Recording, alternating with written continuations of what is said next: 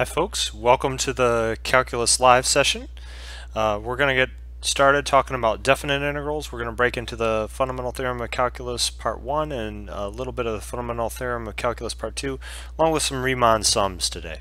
So if you have questions, please post them in that chat box as always. And so without further ado, let's get started. So evaluate the following integrals where the graph of f of x is given. So we have a graph of f of x given on the left hand side, and we want to find the integral from 0 to 4 of 5 times f of x. So this might look scary, but the thing that we have to do immediately is take that constant. Constants and integrals, we can move the constants out in front and make it a little bit less difficult. So this is the integral from 0 to 4 of f of x dx times 5. And what does that mean? Well, that integral from 0 to 4 of 5 times f of x, so notice we've gone 0, 1, 2, and then we'll draw a line up here at 4, and we're looking for this area right here. And keeping that in mind, the area below the x-axis is negative, so you'll see me put a negative sign right there. That's a negative symbol. And the area above the x-axis is considered to be positive. And notice we have some circles going on here. So all we have to do is break it up into the two different circles. What are we dealing with? So in the first case, well, it'll take 5 times. So we have a semicircle, which means it's 1/2 of the area of a circle, and the area of a circle is pi r squared. So just an FYI, area of a circle equals pi r squared. So we need to find a radius. Well, our radius in this case would be 1. So this is 1/2 because of it's a half of a circle, and then we'd have pi times 1 squared. But notice this is down below the x-axis, so in order for us to account for that, we need to make it a negative. Okay, and so we have negative 1/2 pi times 1 squared, and then add in that other circle, but notice now we only have a quarter of a circle, so it's 1/4 pi, and what is our radius? Well, notice our radius here, going to the center of that circle, that radius is 2. So this would be 1/4 pi times 2 squared. Let me close that off. So notice this gives us equal to 5, and we get negative 1/2 pi plus 1/4 times 4 gives us 1, so just this becomes pi in our second case. And if you take 1 pi and you subtract 1/2 pi, that leaves you with 1/2 pi, and so it's 5 times 1/2 pi, or our final answer is just 5/2 pi. Okay, so hopefully that one made sense, and I don't see any questions, so I'll keep on moving along. What about our next one? So now we want the full song and dance in terms of our area, and so notice we're going to be shading in this bit right here as well, and we're going to 9, so there's 6, 7, 8, 9 that goes all the way to our endpoint, and we want to be shading this in. But remember, once again, this is negative, so I'll put a big old negative symbol in here, and so we'll have to account for that when the time comes. So now, remember their constants, that's out there, so we can pull it out in front of our integral. So we get 2 times the integral from 0 to 9 of f of x dx. Where do we go from here? Well, we can look at, this becomes 2 times, we still have that same first part where it goes negative 1/2 pi times 1 squared. But now, notice in our second semicircle we have a half circle rather than a quarter circle, so that'll be 1/2 pi times 2 squared. The radius has not changed, so that's still 2. And what about our last one? Well, notice the radius on this thing, we have a quarter of a circle, and the radius on this thing is 3. And so this will be another minus because we're below the x-axis. And then it goes 1/4 pi times 3 squared. Okay, so this makes negative 1/2 pi plus 2 pi is what that simplifies to, and then minus 9/4 pi. Okay, so notice if we do some combining, this is negative 2/4. Oh, and I forgot the pi there.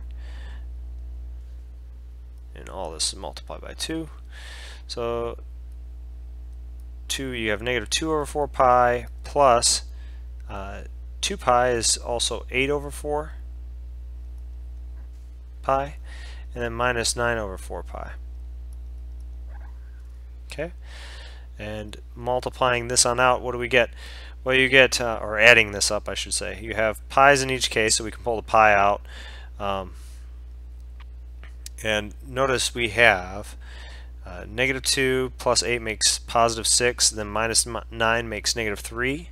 So negative 3/4 pi is times 2. And this just simplifies to negative 3/2 pi.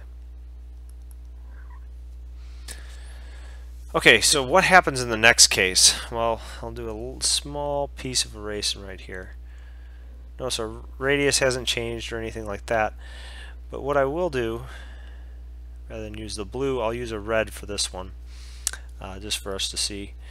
So if we take this in red, as soon as we put absolute value, so first off, this does equal 4, because 4 is a positive number, we can just pull that out in front. 4 times the integral from 0 to 9 of f of x dx, all in absolute value for the f of x though. What does absolute value do? It takes any y value, and if it's negative, it turns into positive. So with that in mind, we have basically in red, we're going to trace over what this absolute value is doing. And then we have 1, 2, 3. That's where that should finish. And so you get basically this. And so now we're looking for all of these areas shaded in red.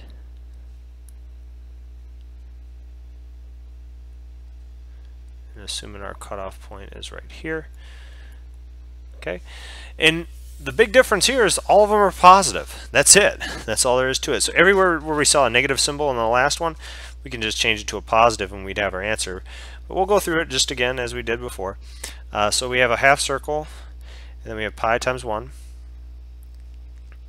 The second scenario, we have a half circle with a radius of 2. Oh, and I wrote 1. It should be 1 squared. Radius of 2, so you get 1/2 pi and then 2 squared. And then our next case, we have a quarter of a circle, so 1/4 pi times 3 squared. And this time, I'll just multiply that 4 right on through, just to make our lives a little easier. So notice we get, in our first case, when we multiply that 4 on through, we'll have 2 pi. You'd have 2 pi times a 4 times a 4, so that'll be plus 8 pi, I believe. Yep. And then 4 times 1/4 will cancel off until you'll just be left with the 9 pi in that last case. So when we add up these, you get 17 pi, and another 2 pi makes 19 pi. And that's your final answer.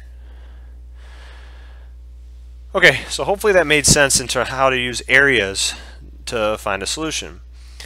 Now, with that in mind, we can use areas for integrals of functions, and I'll show you what I mean by that. So say we have an integral from 0 to 5 of x plus 2, and so I'll make it right here. And let's say we have 1, 2, 3, oops, 1, 2, 3, 1, 2. Trying to remain consistent with my marking. 4, 5, 6.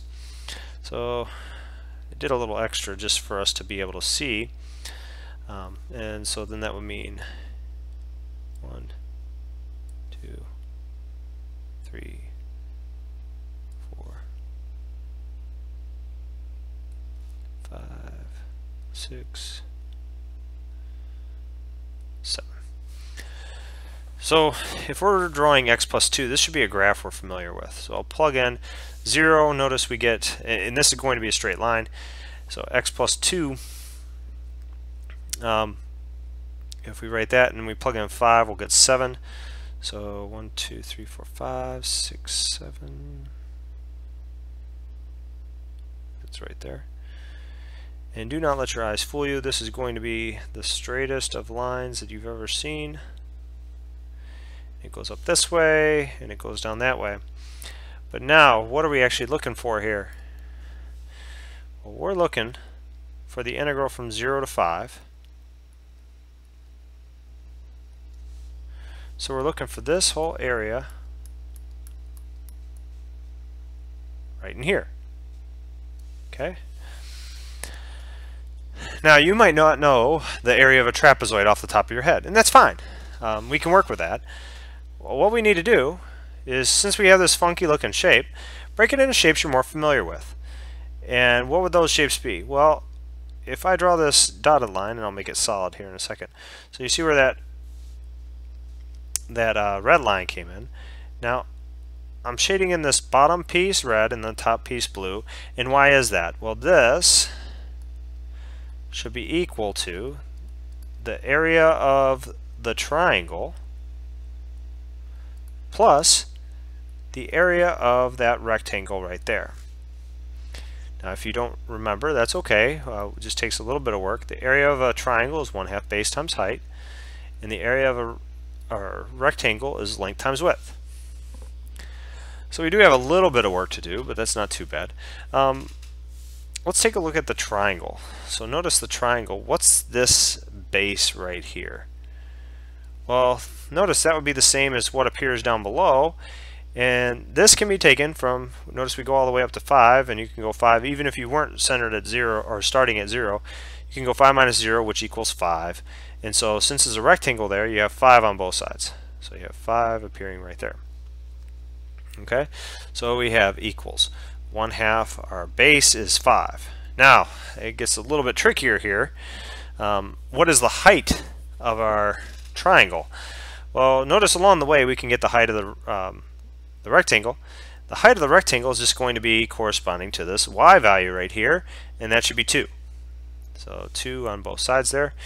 And now, for the rest of it, how can we figure this out? Well, you know that you have an equation y equals x plus 2. So the coordinate of this point should be, well, notice we have 5 for our x value, and so the coordinate of that y value should be 5 plus 2, right? Because we just plug in for our x. So in other words, that's 5, 7. So the total height is 7, but that means, notice the height on this side should be 7 minus 2, which tells us that the height of that triangle is 5 as well. Okay, and so we have that for the triangles area, and the area of the rectangle we kind of got for free along the way. We had 5 for the length, and then we had 2 for the width, and so messing this around, or mixing this around, you get 25 over 2 plus 10. Notice 10 you can write as 20 over 2, so this equals 35 over 2, and that's your final answer. Okay, so now we have seen how those areas work. We're going to actually revisit this problem in just a little bit. But before we get there, I want to make a quick stop dealing with sums. So let's say we want to look at these summations. The first one actually I'll change this up just slightly. We'll make this the summation of k plus 2. What the heck does that mean? Well, what this looks like is we start our k value. That's a counter in a starting spot, so k starts at 50. So our first term is 50 plus 2. Plus. Well, what's our next term? Well, it's the next integer that comes after 50, so 51. So we do 51 plus 2. Okay, and we can kind of keep on going. So the next one would be 52 plus 2, and then we'd have to do 53 plus 2. And you can see that this is going to be near impossible for us to do in our head until we keep on going. That's what the dot dot dot means. we would finish with 250 plus 2. And so you might think, oh, well, maybe this is the approach. Well, probably not.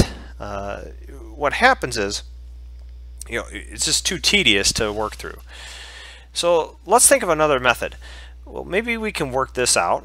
We can write this as maybe 50 plus 51 plus 52 plus 53 plus so on and so forth, all the way up to 250. And then the other thing that we could do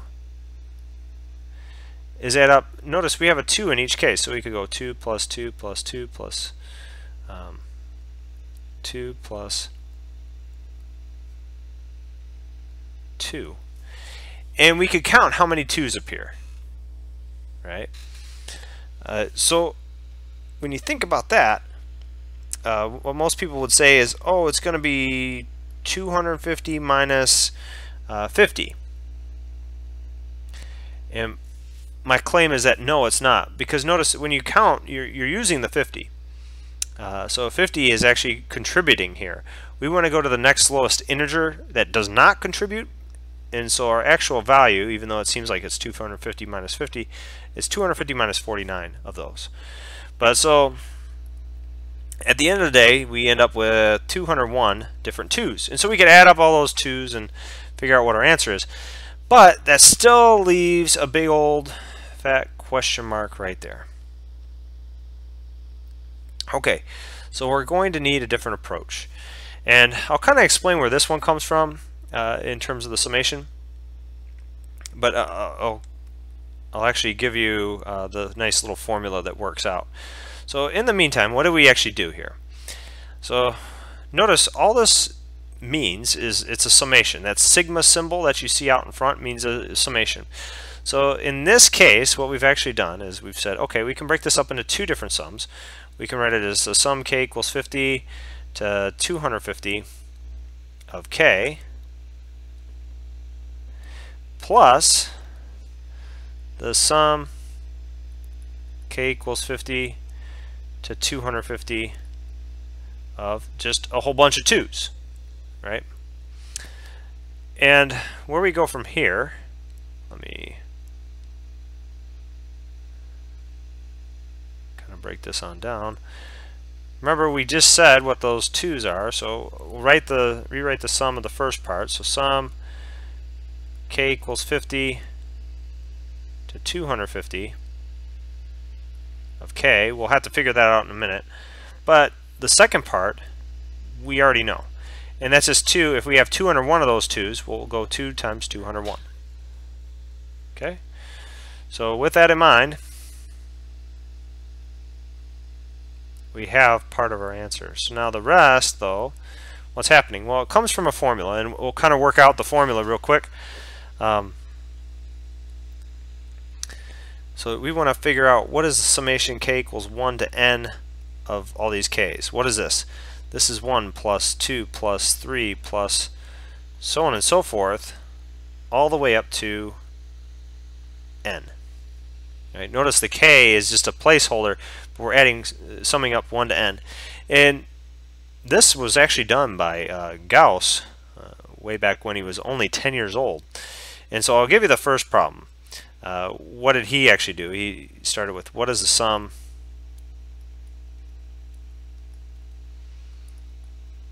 of the first 100 digits? Or 100, let me write it this way, positive integers.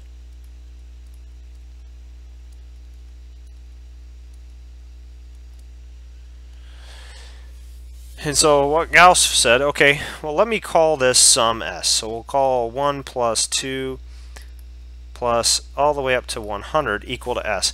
And another way he could have written that, though, just an FYI, that would be k equals 1 to 100 of k. That's the same thing as writing out all of s. But then Gauss was smart. He said, hey, you know what? I can write this another way. I can write this as 100 plus 99 plus so on and so forth, all the way down to 1. And then Gauss wisened up and he said, you know what? I'm going to take the sum of these two things. So you get 2 times that sum equals, well, notice we have 101 plus another 101 plus so on and so forth. Each of these will equal 101 when we go straight on down. And notice, of these 101s, there was 100 of them. Okay? So what Gauss found was that S equals 101, and there's 100 of them, so we'll multiply by 100, divided by 2. So at the end of the day, notice this crosses off with this, and you get 50, and so then we'd get 5,050 is our answer. But Gauss thought even more, and he said, you know what? It doesn't have to stop with 100. I could do the same approach if we were summing the first 200 positive integers, or the first 300 positive integers, or whatever number of positive integers that we want. And what he said was, you know what? I can take a sum of the first n positive integers. And that's what we're going to do here. So this summation that we have right here, we're going to call that S. But notice, that means S also equals, well, we have n plus. Notice it's going to be all the way down to 1. And if we had the term before n, notice what would happen. Well, when we had 100, it was 99. And how do you go from 100 to 99? You subtract 1 from 100. And that's what we'll do here. And then you subtract 2 from 100. And that's what we'll do there, and so on and so forth. When we add all these up, notice what do we get? We get 2s. And I'll kind of make sure we can line these up correctly. When we sum up the first two, what do we get? Well, we get m plus 1. When we sum up the second two, you get m minus 1 plus 2. Well, that simplifies to n plus 1 again. When you take n minus 2 and add 3, that simplifies to n plus 1 one more time. And we continue on down to the last term, and we get m plus 1. Okay, so how many of these are there? Well, there was a list of n of them. So at the end of the day, when we divide both sides by s, or by 2, to solve for s, you get s equals m plus 1 times n, or n times m plus 1, all over 2. And that's useful, right? And that's one of the main summations that we'll write up at the top. So sum k equals 1 to n of k, that equals n times m plus 1, all divided by 2. So, now how does that relate to our problem here?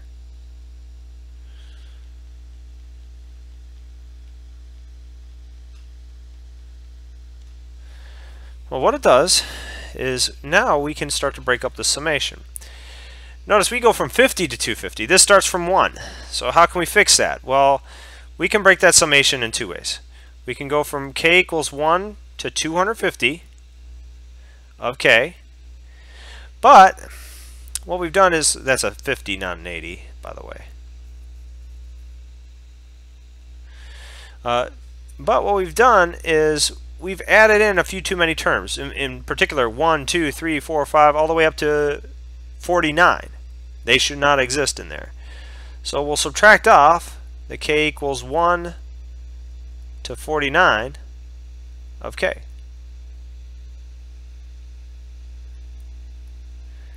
And all this is plus 2 times 201. And so at the end of the day, what do we get? Well, k equals 1 to 250, what do we do? Well, notice that says n, in that case, is equal to 250. So we just plug in that into our formula. 250 times 250 plus 1, all divided by 2. Second term, notice n is equal to 49 in that case. So we go 49 times 49 plus 1, all divided by 2. In our next case, what do we have? Well, we have 2 times 201. And so that isn't going anywhere. Or we can actually simplify that a little bit. We'll just write it as 402, which is what it is. And notice moving forward from here, what do we have? We get 125 times 251 plus 49, and 50 divided by 2 is 25, plus 402. And if we could simplify, but hopefully you get the gist in terms of this point, what we're actually doing. And for the, obviously you can do that just multiplying it out or factor out 5s. But mainly what we want to do, well, actually we'll work it out just for kicks. And then I'll erase it to try and make room for the others. Didn't want to run in too much there. So let's say on our next one, we can write 125 as 25 times 5 times 251 plus you have the 25 times 49 plus the 402. So to simplify this out, what would probably be a little bit easier for us, we go 25 times 5 times 251. So that might be better for us to write as 200 plus 50 plus 1, because 5 times 200 is 1,000. 5 times 50 would be 250, and then we have that. So notice that's going to be 1,255, and then the other 25 was times 49 and plus 402. So now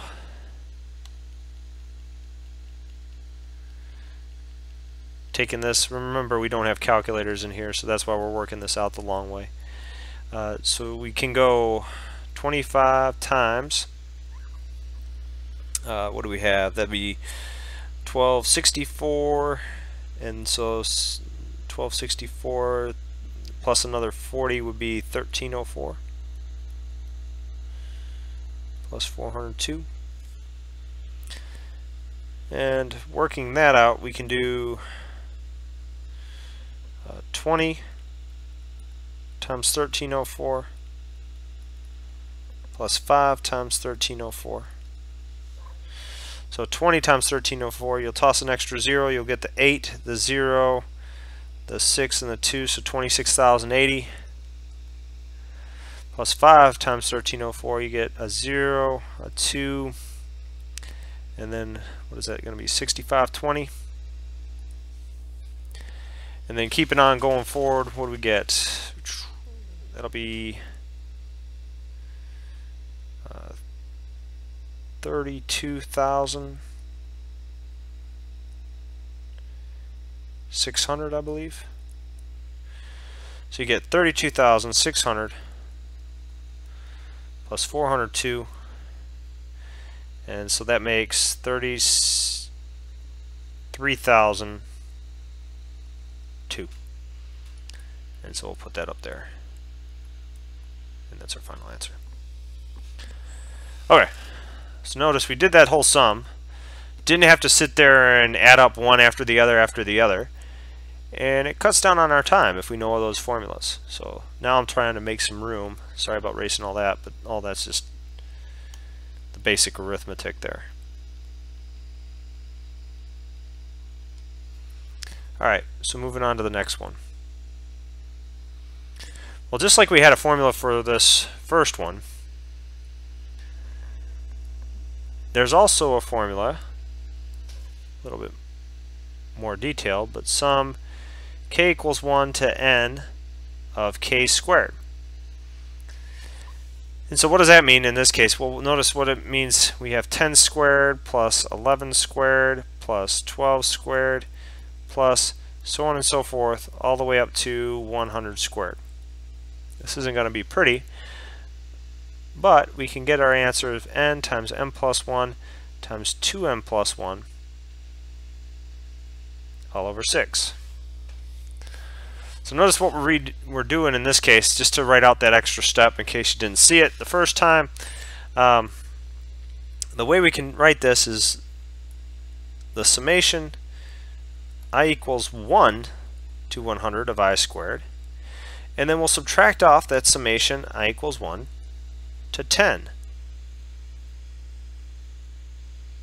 of I squared. Oh, speaking of which, actually I made an error in that first case. I wrote addition, so this is actually going to change this up.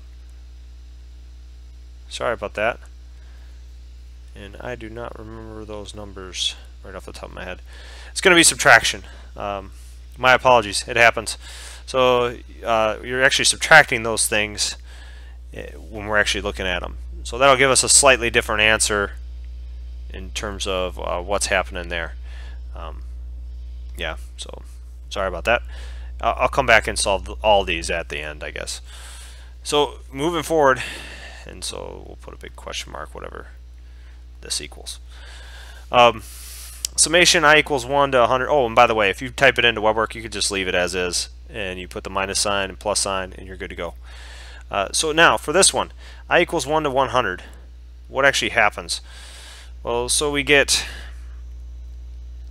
in that case, n is equal to 100. So you get 100 times 100 plus 1 times 2 times 100 plus 1, and all of that is divided by 6, minus 10 times 10 plus 1 times 2 times 10 plus 1, so times 10 plus 1, all over 6 there. And so what does that make? Well, notice you get 100, 101, and 201 divided by 6, minus, in our second case, you get 10, 11, and 21 divided by 6. Okay, so in the first case, you can cross off 2's from each, so that leaves you with 3, and that leaves you with 50 up top. In the 3, we'll cancel off with the 201. That goes in 6, and then we have a 21, 67 times. So we'll have 50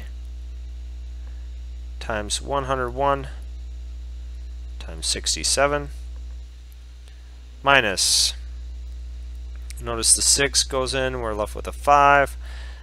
So we have 5 here. Oh, and we have a 3 down below.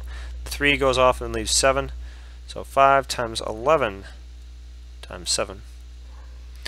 And then you can get your answer just simplifying it on out. So evaluating those sums there. Well, yeah, we can see that in a second. So you go 50, let's see, times 101. We already talked about that. That's 5,050 times an extra 67. What would that be? So that's going to be, I think it's 338,350. And then just taking, we got 77 times our 5, and so that should be 385. And so if we take that 38,350, we can subtract off 350, so it's just going to be 338,000 minus an extra 35. And so when we subtract off that 35, that gives us our answer of, so we're going to have to borrow there, 337,965. Okay. And so that's our final answer for that one.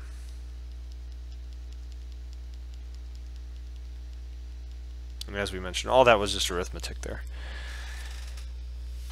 Now, for our last one, certainly last but not least, but the main thing we're going to be using later on down the road is these formulas. If you have the summation k equals 1 to n of k cubed. Now notice I'm using k, I could use I, I could use j. They all mean the same thing if they're at the bottom. The top index is what we're focused on as long as the bottom starts at 1. Or 0, in fact. If you add 0 involved here, it isn't going to make a difference. So in this case, it looks very similar to our original formula. It goes k times k plus, or not k, n times n plus 1. So n times n plus 1 all over 2, but then we're going to square it. Okay? So keeping that in mind, how do we go through this one? Well, these are going to be all sorts of big numbers. We have 300, and same idea here. We're going to take the summation j equals 100, or 1 to 300. And by the way, this is 1 cubed plus 2 cubed plus 3 cubes plus 4 cubed. So if you're wondering what that is, it's 1 cubed plus 2 cubed, or I'm sorry, 100 cubed plus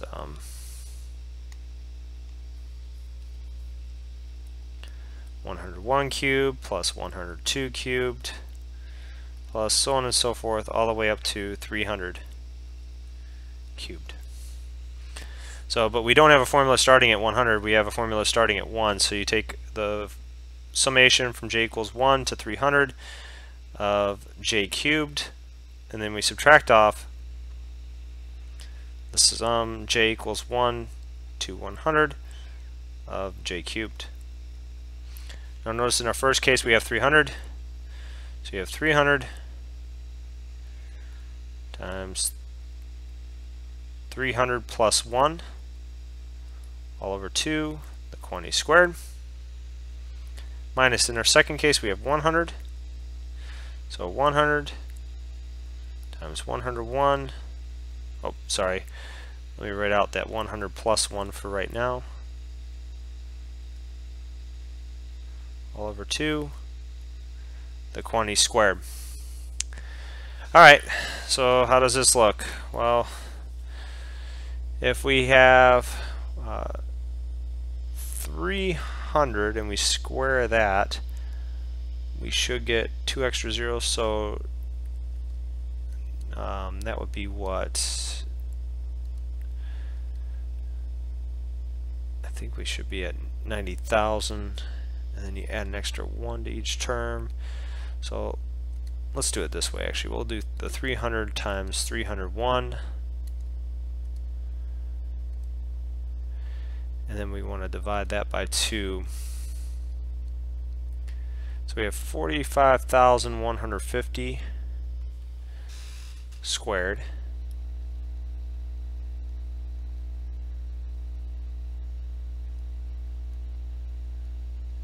minus, and then the next one we know is 5,050 squared.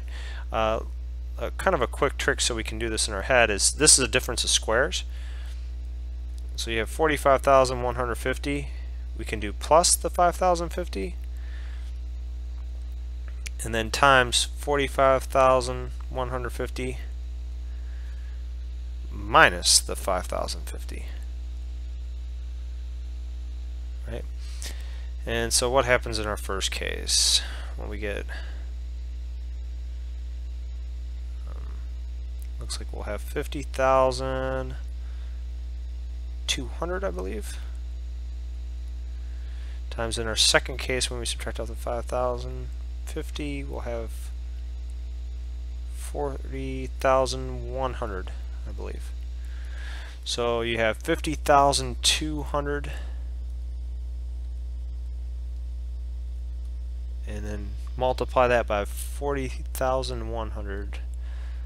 Let's try and see what that is. And so we get a big old number, I believe.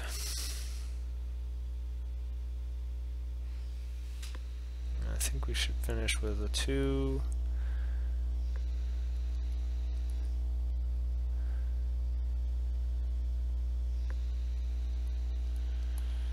So we're looking at about 2,013,020,000 is what we're finishing up with. And so going back to our original 2, I mentioned we'll get that real quick. So if we take, what did we do? We did 125 times 251, I believe, and so we did it out a different way, but we can do 31,375 real quick. And then our next one, what was that? We did 49 times 25. So let's think about that. 49 times 20, so that should be 1225, I believe, plus a 402.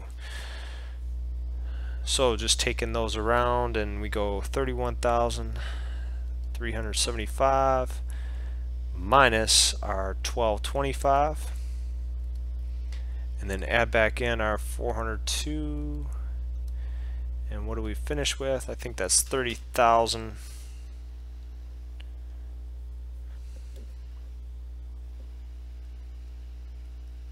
552, I believe. Okay. So hopefully these summations work. Notice we're just pushing around the summation symbols. Now, why do we even bother with it, right? You will actually see them again in Calc 2 if you have to go on. But the main thing that we're trying to do is use that Riemann sum idea. And so, say we want this integral from a to b, and we want to try and approximate it. Well, what are we going to do? Well, you want to take infinitely many rectangles. That's the ideal situation. So taking infinitely many rectangles will get us going. And so how do we do that? Well, let's break this up, and now I'll break them up. It'll look kind of nice, but I'm assuming there's n, and we're going to take n to infinity on these rectangles. So you get a little bit of an overlap here, a little bit of an overlap there. But remember, the smaller the interval, the better an approximation that we have.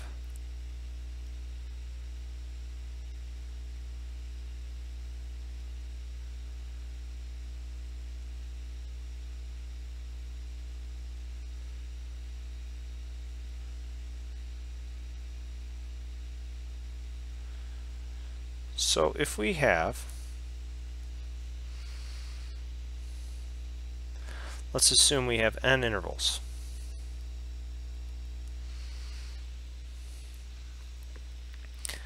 We can find the width of any given interval. If there's n intervals, well, notice what we've done is we've taken b minus a, that's the distance here, and we've divided them up equally. So b minus a over n is the width of every rectangle.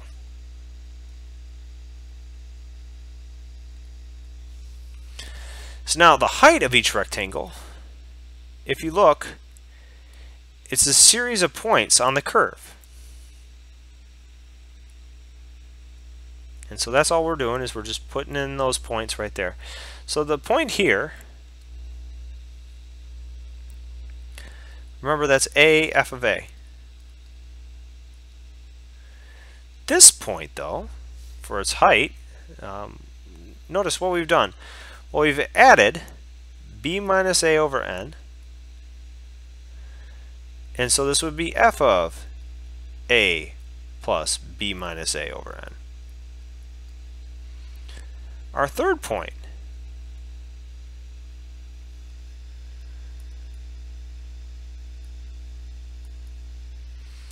we've taken a, and then we've added 2 b minus a over n's. Our next point,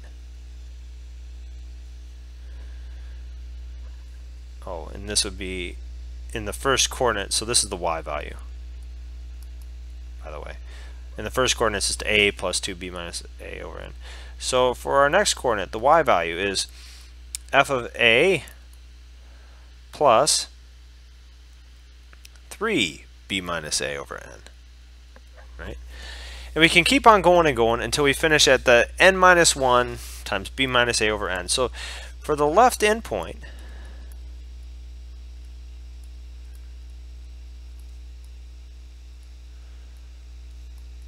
approximation,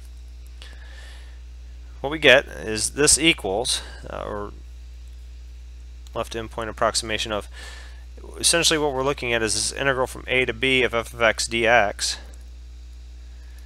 It should equal, well, notice we have b minus a over n times every single rectangle, and then we go f of a plus f of a plus b minus a over n plus f of a plus 2 times b minus a over n plus so on and so forth until we finish at f of a plus n minus 1 b minus a over n, and then we close off that big old parentheses. For the right endpoint, what would that look like?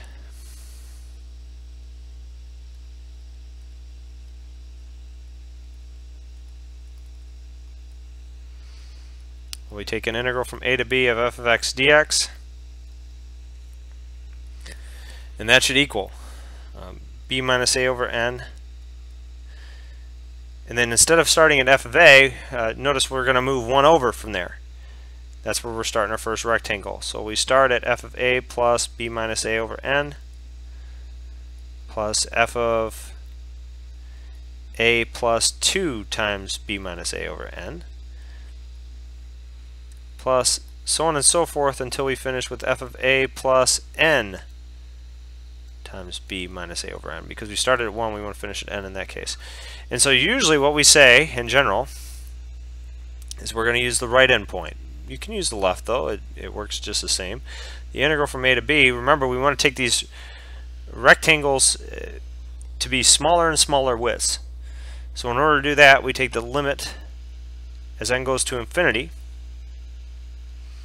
of b minus a over n, and then all this stuff, notice it's just a multiplier times b minus a over n on the inside of f. So we'll kind of show you what that means. So we take I equals 1 to n, or k equals 1 to n if you prefer. Actually, I will use k here for you, because that's what you used on the previous page, of f of a plus k times b minus a over n. So this happens to be how we define our Riemann integral. And we can use it. Use the definition of the definite integral to evaluate the following integrals. So first off, we need to figure out what is a. Well, a equals, if we're looking at this integral, a equals 0, b equals 5. So b minus a over n equals 5 minus 0 over n, or just 5 over n. Okay, so what's our f of x function? Well, f of x just equals x plus 2, because that's the function we're dealing with. And so now what we need is f of a plus k times b minus a over n, because that's what we're going to plug into our formula. So in that case, what we're actually looking at, we need to plug in a, and so a is 0 plus k, b minus a over n we already talked about is 5 over n. So this becomes f of, and I'll just rewrite it in a more simpler format, 5 over n raised to the k, or not raised to the k, times k. And f of x equals x plus 2, so f of 5 over n times k should equal, notice we just replaced it x, this is 5 over n times k plus 2. So when we're doing this, what actually happens? So this integral should equal, remember we said it's a limit as n goes to infinity, it goes b minus a over n, which is 5 over n, times the summation k equals 1 to n, and now we need to plug in f of that a plus k times b minus a over n, which is, in our case, we said it's 5 over n times k plus 2. Now notice what happens here. Get a limit as n goes to infinity. You still have a 5 over n, but our summations, we can break into two different summations. And what do we mean by that? You have that plus 2. Remember how we had a plus 2 before? We were able to break it apart in that summation. Well, the same rule applies here. So k equals 1 to n of 5 over n times k, and then plus another summation, k equals 1 to n of 2. Alright, so this means we have a limit as n goes to infinity of 5 over n times. Notice in our first summation, k is what the variable is, essentially. You have a 5 over n that seems to be like it's playing a factor, but what happens is it's multiplied every time times k. So, and k is the one that's changing. So we can pull it out in front of that summation, just like you can on an integral, and we leave the k in there. And in the second case, the 2, notice we're adding up 2 n times, so you can write that as 2 times n. So we're one step closer to being where we need to be, and now we're pretty much ready to drive it home. We can use our formulas. So the first case, we have 5 over n, and we'll distribute it to each term. You have 5 over n again, and the summation k equals 1 to n of k, remember that's n times n plus 1 all over 2, plus we have that 5 over n times 2n. You're taking the limit as n goes to infinity of all that stuff. And the beautiful thing here is, when we work all this out, notice the n's will cancel in that case, and the limit as n goes to infinity, if you have an n plus 1 and an n down below, you can use L'Hopital's rule. The top would become just 1, the bottom would become 1, and so now you have 25 all over 2.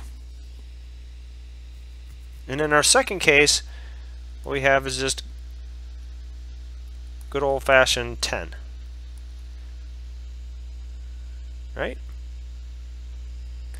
So notice this makes, if we add this together, we finish with, well, what happens? You have 20 and 25 over 2, so that makes 45 over 2.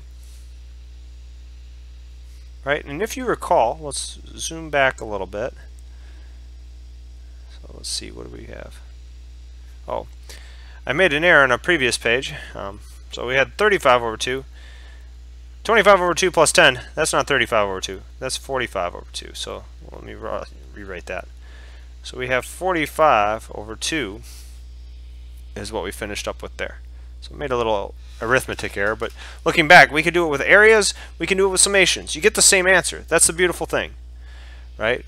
At the end of the day, you're coming up with the same answer with a different route. Alright, so now moving with those summations. On this one, we'll need some information. You have a equals 2 in this case, b equals 4. So that means b minus a over n is equal to 4 minus 2 over n, which is the same thing as 2 over n. And so that means when we're looking at f of x, that should be x squared. And then f of, let's write it down below here, f of a plus k times b minus a over n is the same thing as f of 2 plus k times 2 over n. Okay? And now we want to plug that into x squared. So this becomes 2 plus k over n, or you can write it as k over n. Sorry, I'm getting a little ahead of myself. I'll write it as, just as we see it here, k, and then 2 over n, and then that quantity squared. And then if we actually multiply this out, notice we're left with 4 plus 2 times the product of these two values. So 2 times 2 makes 4, k times 2 over n, plus k squared, and then 2 over n, the quantity squared. And simplifying that just a little bit more, you get 4 plus, we'll rewrite this as 8 over n times k, plus this is 4 over n squared times k squared. So let me lower that just a little bit so we have enough room to fit all this in here.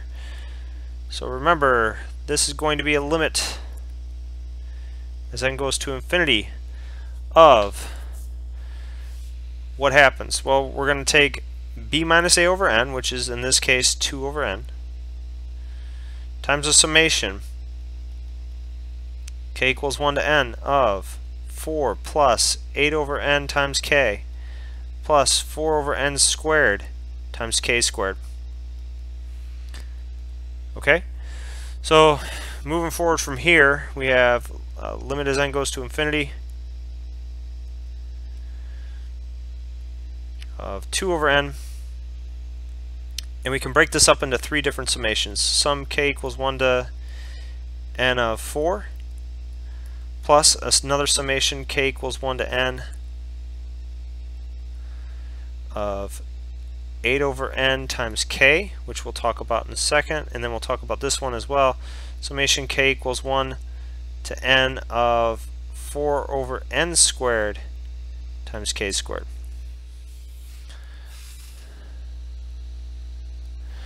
Now, just so we can see, notice the only thing that's changing is the k. So the 8 over n in this first case is a constant, so we'll actually pull that out in front of the sum. And the same thing in the second case, the 4 over n squared is a constant, so we can pull that out in front of the sum. And now we're ready to kind of use our formulas for these. And you get the limit as n goes to infinity of 2 over n times, well, the first case, that's just 4 times n because you're summing up 4 n times. The second case, what are we looking at? Well, you have 8 over n, and summation of the k's up to n, so that's going to be n times n plus 1 times 2, or divided by 2.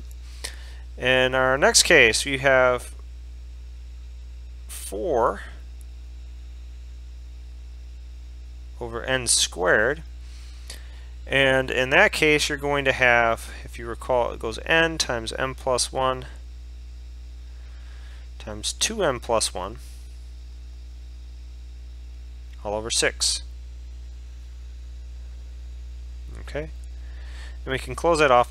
Now notice we're dividing by n out in front of all this, so if we have an n up in the numerator or whatnot, we can cross it off, but it has to appear in all 3, and in fact it does. So this n, and this n, when we distribute, will cross off with that n. So what we're left with is the limit as n goes to infinity of 2 times, well, notice it goes 4 plus, we have 8 times the quantity n plus 1 over 2n, plus in our other case we'll have 4 times n plus 1 times 2n plus 1 all over 6n squared. Now you can use L'Hopital's rule if you want, if need be, but notice the powers match in the second term, so we can do 2 times 4 plus the second term. You'll have the n's basically go to infinity together, so you're left with 8 on top and 2 on the bottom, so this just becomes 8 over 2. And in that last case, the n's will basically kind of go away there, and you'll have the 2 in front of that last n term times the 4, so that makes 8 divided by 6. And so our final answer here, notice that's 4, and the last one was 4/3. That's what that reduces down to. So that makes 2 times 8 plus 4/3, or another way for us to write that, that's going to be, what, 24 over 3? So 2 times, got ahead of myself before, so I want to make sure I'm on point here. So notice we'll have 2 times 28 over 3 which equals 56 over 3. Whew, that's a lot of work, right? So if you recall though on the first one, let's take a look at it a little bit closer. So just erasing all that stuff in the top.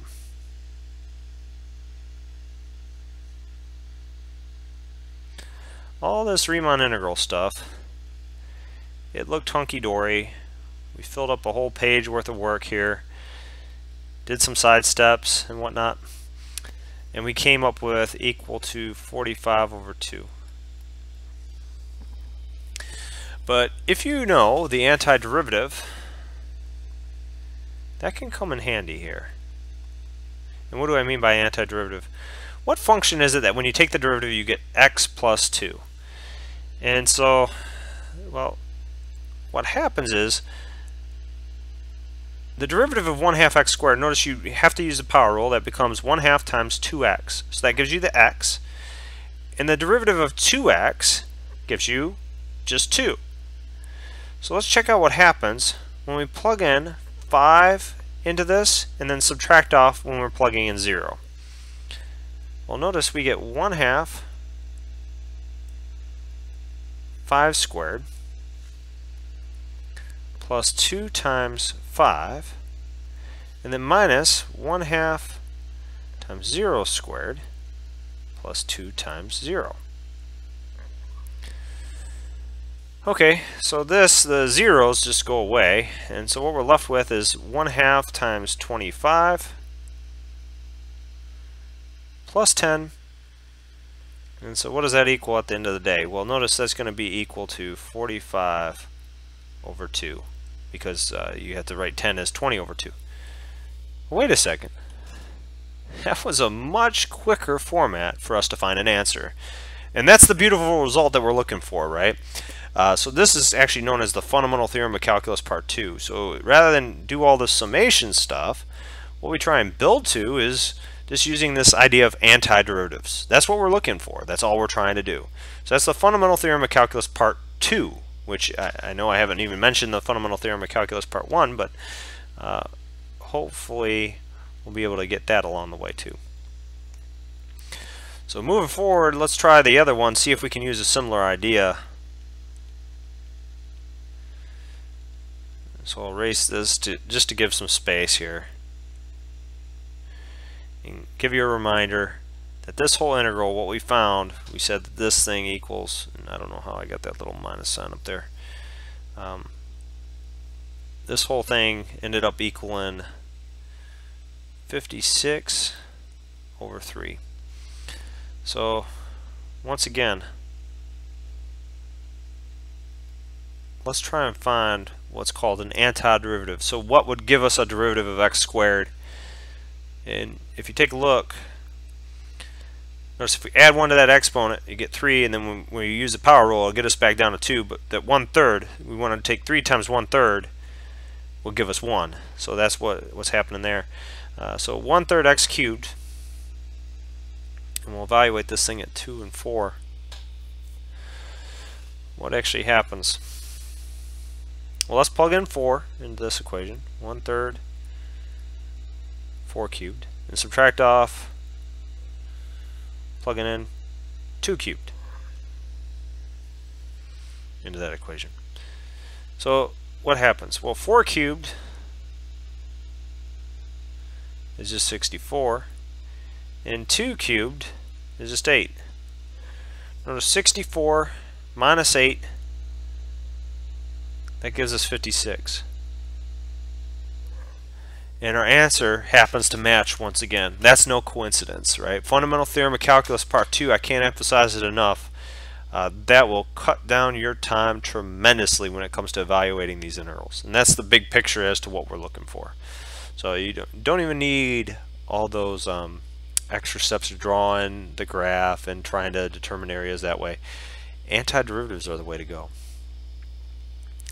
But keeping that in mind, I want to actually talk about how we can use this idea to define functions. You can define new functions in terms of these integrals. So what we'll do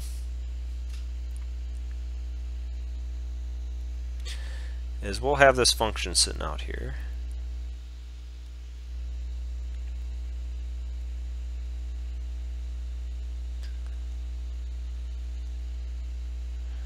I won't necessarily have it be the same scale.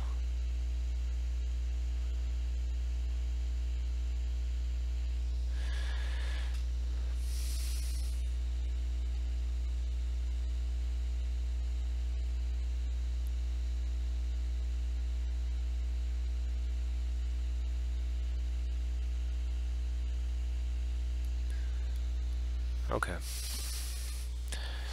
So what is g of x? Well, if this is our t-axis and this is our y, so we're using t as our what used to be our x-axis, and let's say this function is g of t, right? Because that's what t cubed looks like. We can define a new function.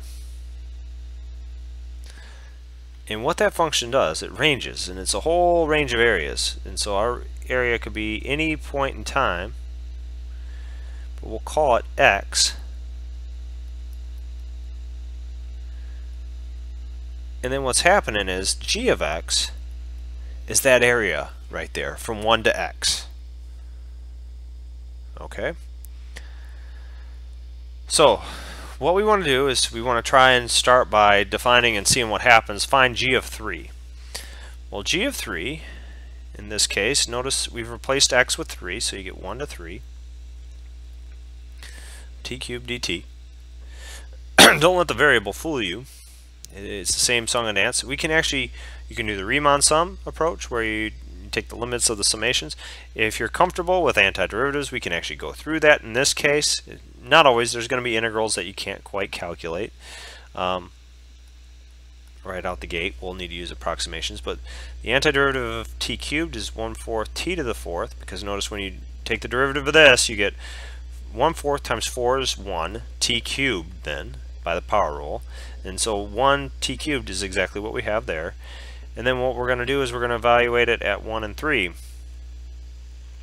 So that makes 1/4, plug in 3, so that's 3 to the 4th minus 1/4, 1 to the 4th.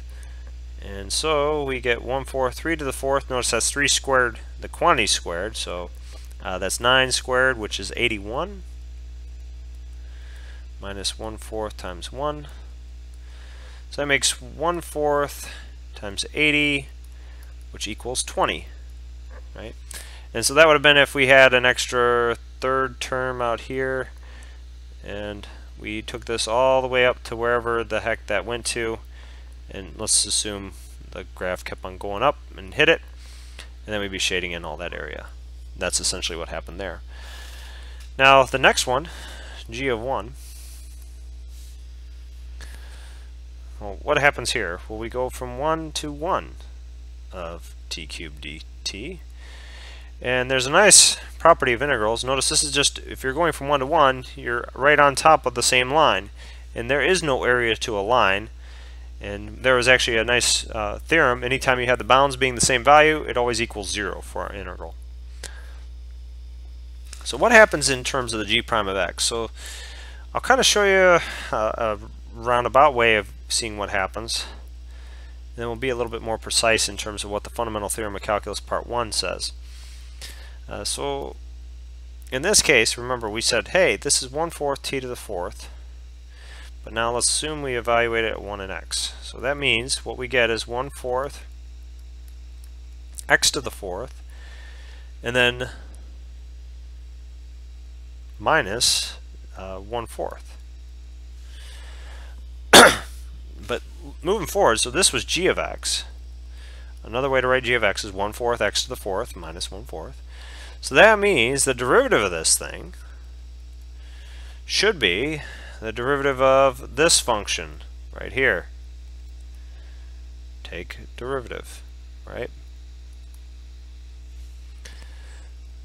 So we get a d dx of 1/4 x to the 4th minus 1/4, and you can break it up to each term, but the derivative of the 1/4 x to the 4th, well, notice you can use power rule and you get what? Well, oh, it's just x cubed.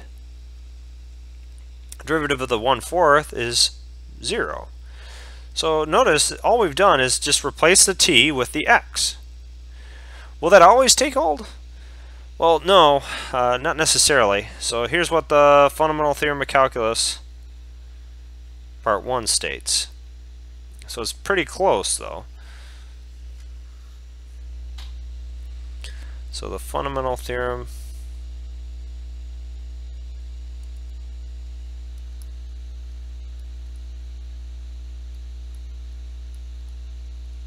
of Calc Part 1. Basically, you need continuous function on this interval AB and all that stuff where this function is defined. But what happens is if you have g of x equal to this integral from a to, let's say, some f of x of h of t dt.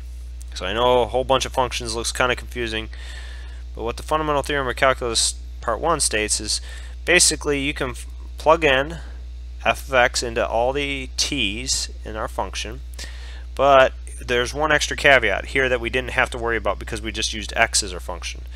You have to use the chain rule, and chain rule says we have to multiply by the derivative of the function up top, and that's basically all we're getting down to. And I'm going to try and illustrate that with another example here. So in this next one, we want to define a function as q of x equals 5 sine of x of this t minus 3 dt. Find q of pi over 2. So q of pi over 2, notice that equals the integral from 3 to 5 sine of pi over 2.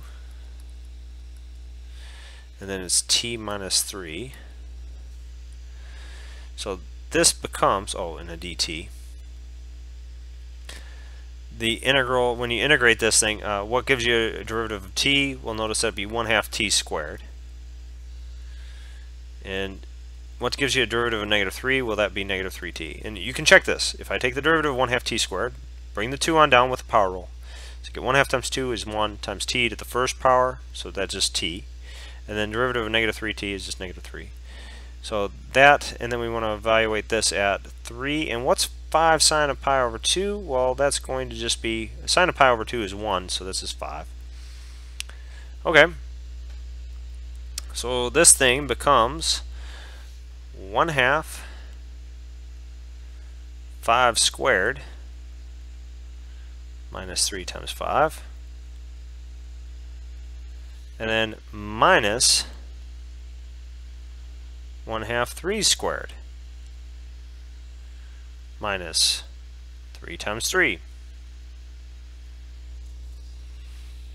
Okay, so notice this is 25 over 2 minus 15 minus 9 over 2, and then minus minus makes plus 9. So 25 minus 9, what does that make? That makes 14. No, I'm sorry, I said 14, I meant 16. 16 over 2, and then negative 15 plus 9 makes minus 6. So that's 8 minus 6, which equals 2. And that's our answer for that one. Q of pi in a similar manner. We're going to have a little bit of work to do here. So this is 3. You can plug in 5 sine of pi, and that's t minus 3 dt. Now you got a couple ways to do this. Actually, you could plug in right away and actually redo this integral, and then you could switch the bounds. That's one way, or you can just plug it in after we've done our integral. So and that's what we'll do here. Just if it ain't broke, don't fix it. You have 1/2 t squared minus 3t evaluated at 3 and 0 now. So notice that makes 1/2 0 squared minus 3 times 0. And then moving forward from there, we still have that plugging in the 3, so we have 1/2 3 squared minus 3 times 3. So notice, what does this make? Well, the zeros go away, and so you're left with negative 9 over 2 plus 9. And so notice that'll just make 9 over 2. Okay? And we had 2 in that first case. So now find q prime of x. Well, FTC part 1, there's an easy way to do it, and I'll go back and check our work. My claim was that we just plug it into our original equation. Okay, so plug it in. What do we get? Well, we get 5 sine of x, so we plug in that function f of x into our original equation, minus 3. And then times the derivative of our equation. So times the derivative, and this is q prime of x. Derivative of 5 sine of x. And so that means that this would equal 5 sine of x minus 3 times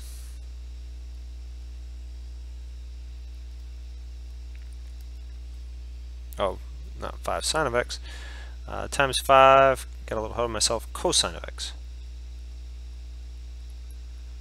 Right, which we'll come back and check in a second. So notice, first off, what does q of x equal? Well, we found every time the integral was this 1/2 t squared minus 3t, but we're evaluating this thing right here at 3 and 5 sine of x. So that meant that this equals 1/2 5 sine of x, the quantity squared, minus 3 times 5 sine of x,